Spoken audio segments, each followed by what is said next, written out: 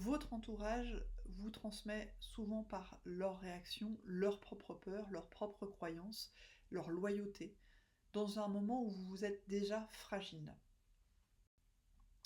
Bonjour, je suis Morgane Catoire, médiatrice de couple.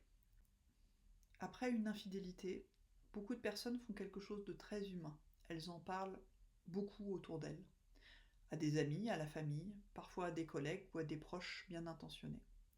Et pourtant, très souvent, une sensation apparaît après coup. Depuis que j'en ai parlé, je me sens encore plus perdu, plus en colère ou plus confus. Dans cette vidéo, je voudrais vous expliquer pourquoi les avis de l'entourage, même bienveillants, peuvent compliquer la situation et pourquoi ce n'est pas un échec de votre part. Votre entourage vous transmet souvent par leurs réactions, leurs propres peurs, leurs propres croyances, leur loyauté, dans un moment où vous êtes déjà fragile. Quand une infidélité survient dans un couple, elle ne touche pas seulement le couple. Elle active aussi tout un imaginaire autour de ce que devrait être une relation, une famille, une décision juste. Les proches qui entendent votre histoire ne l'écoutent pas depuis votre place, ils l'écoutent depuis leurs propres repères, leurs expériences, leurs peurs, leurs valeurs, parfois leurs blessures non résolues. Certains vont vouloir vous protéger en vous poussant à partir, d'autres vont vouloir vous encourager à pardonner rapidement, d'autres encore vont chercher à charger votre conjoint pour rendre la situation plus lisible. Le point commun de ces réactions, ce n'est pas la mauvaise intention, c'est qu'elles simplifient une réalité qui, pour vous, est bien plus complexe que ce qu'ils en disent.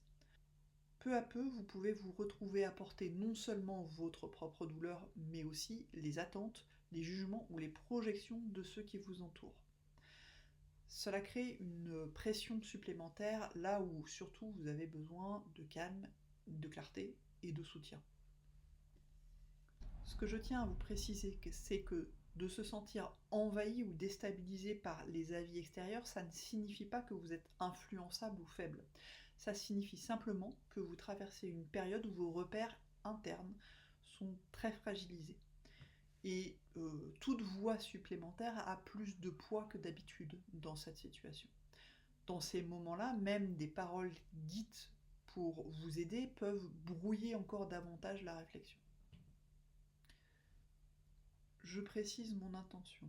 Protéger son espace de réflexion dans une crise de couple, ça n'est pas se fermer au monde.